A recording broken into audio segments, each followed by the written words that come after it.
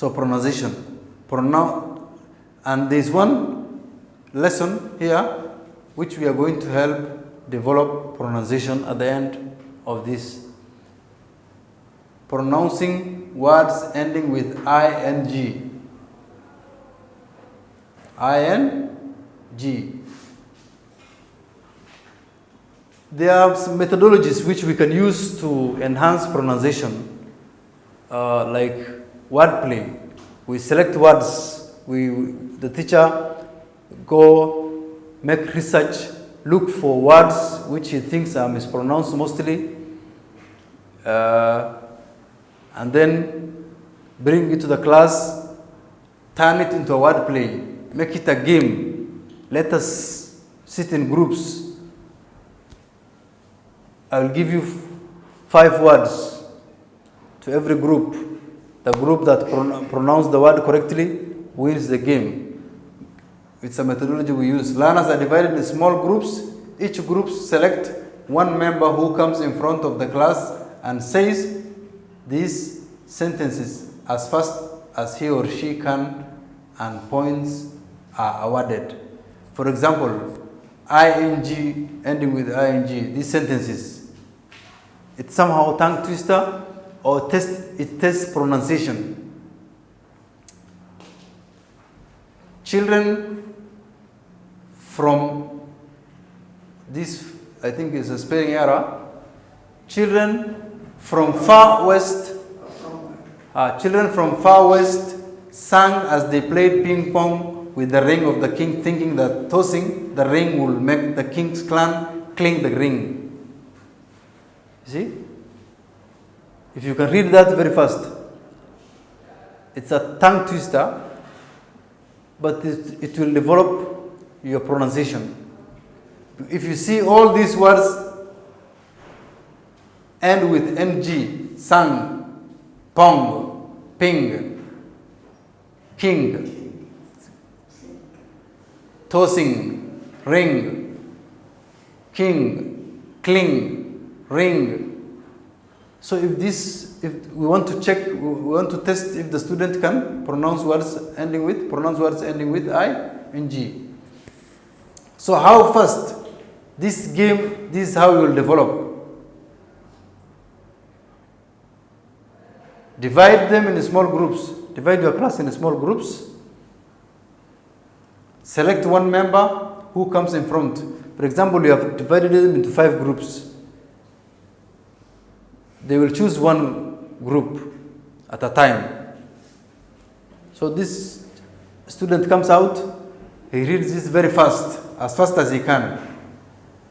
Children from far west sang as they played ping pong with the ring of the king, thinking that tossing the ring will make the king's clan cling to the ring. Sit down. Another student. Those students who say the words as fast as they can and as many times as they can will be awarded more points and will definitely win.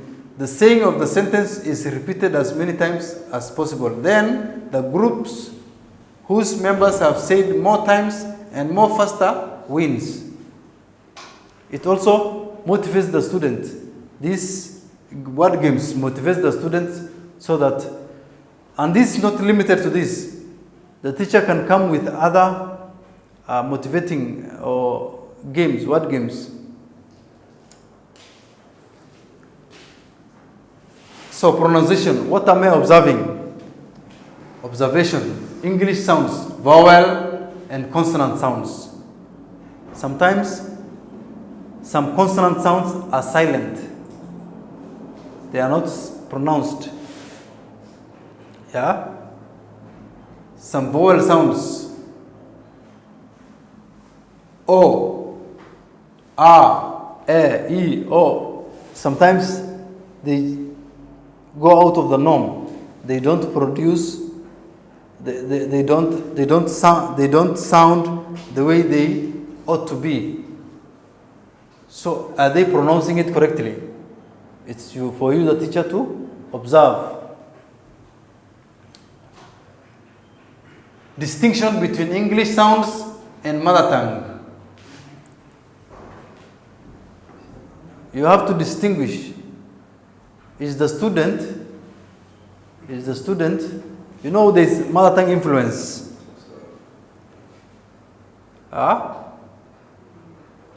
Sometimes the way people say things in their mother tongue affects how they say it in English. So you have to distinguish to teach them the correct pronunciation of the words. Identification of problematic sounds. As a teacher, you need to identify which words are problematic to the students. Which particular words are problematic to the students? Identify them. Mastery of problematic sounds in meaningful context, e.g., make this student master this problematic word not by heart, not by memorizing, but in a contextual way. By using it in a sentence, by understanding how he reads, using it in his day-to-day English language. Through use of tongue twisters, pronunciation, you can also develop pronunciation through use of tongue twisters. Like, for example, come with tongue twisters. I can tie a tie. If I can tie a tie, why can't you tie a tie like I can tie a tie? For example, you know, tie. That tongue twister to develop pronunciation in a meaningful context through tongue twisters. Proverbs. You can use proverbs to enhance pronunciation because proverbs have musicality. They entertain the students. Yeah? Some proverbs are somehow difficult to say by some students. For example, if you give an example, two heads are better than one. Two heads are better than one. A bird in hand is worth two in the bush. Proverbs. Look for proverbs. There are Somali proverbs which you can turn them into English, you know, to help develop pronunciation. Puns. Puns is a genre of language practice, literature, oral literature, especially oral literature. Pun simply means play of words. You can use puns to develop pronunciation. Puns are words, play of words that have musicality. They, like, for example, if I say, some people are wise, others are otherwise. Yeah? Some people are wise, others are otherwise. Some people are wise, others are not wise. I've not said that. Some people are wise, others are otherwise. Now this help pronunciation. It is giving a message. It has musicality. It has a message. It's carrying a message, and at the same time enhancing pronunciation. Some people are wise, others are otherwise. See, others, otherwise, wise. That alliterating sound. Alliterating sound which create musicality and also enhance pronunciation. Puns and poems. You can use poems to enhance pronunciation because poems use words economically. And repetition, there's repetition of words.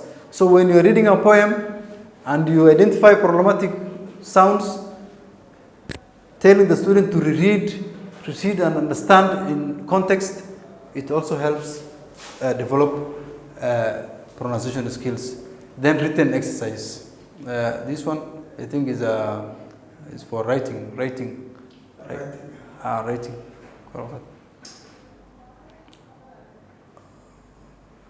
Fun spot. This fun spot, there's a book. In the book, this unit, there's a segment of a fun spot. And this is the objective: transfer and interpret information. how a student can see something which is abstract and make it concrete. Just an information, you have read, either you have seen it, which is abstract, and then you make it concrete. Methodology discussion. Before attempting to writing task, let learners discuss about the character. Because this fun spot, there is a writing segment related with it. There will be a writing exercise before, after the fun spot. Let learners discuss about the characters in the fun spot, reading segment, and talk about the mistake made by the employee and the employers. This man in the text, in the fun spot, is an employee. During the working hours, he want to go and trim his hair. He want to go and shorten his hair. Then he comes to the boss and asks him, the boss meets him on his way out and asks him, where are you going? Sir, I want to go and cut my hair. I want to trim my hair. It has grown long. Then the boss somehow is annoyed. On a working hour, how come you are going right now to go and trim your hair? This working hour. Then the man says, but it has grown it in my workplace. You know, it creates humor. To create humor and make it laugh, the student will be trained. They will get motivated. They will again the characters. Who is polite?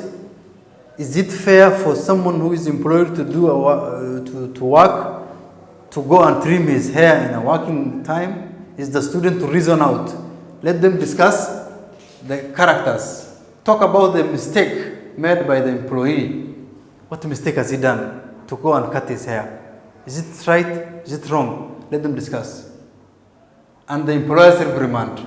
And when the employers reprimand him, when he shouts at him, is it fair? Again, let them discuss. As well as use or lack of courteous language. Has the employee used language that is courteous, polite language, like thank you, excuse me, sorry, please, and then importance of respecting personal space. Has the employer respected the personal space of the employee, and vice versa? Okay. Then writing. Now the writing segment. This is the objective. Copy and complete blank form. In writing, the curriculum, we are not only teaching students how to write essays, compositions, we are also teaching them other skills required in their outside world, like filling forms, job applications, and so many things. So here, this one objective, copy and complete blank form. This is another one. Make dialogue about visiting Bakara Market, but this one is for Unit 6, which we are going to discuss in the next session. Now this writing segment objective here gives practically filling forms. Issue form. It could be a punk slip. Bring it to the classroom. Give the students. Let them fill. Like for example, the name, address, age, marital status. This will lay down the foundation for them to be preparing like their curriculum vitae, CVs, and so many other important writing things. Now, practically filling forms. Summarizing a text. They are going to be writing a summary. How do they summarize the text?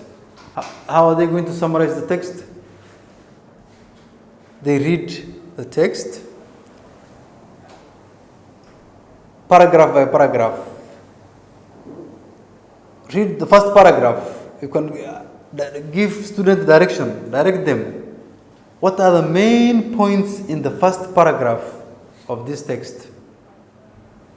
Can you summarize in one sentence what is the main point of the first paragraph? Yeah? Look for a supportive sentence to reinforce that and summarize the whole paragraph, first paragraph. Going like that, write short sentences. Without writing everything the way it is in the book, write a summary of what you have read. Summarizing a text. Writing dialogues. This one we have already discussed, so they can again,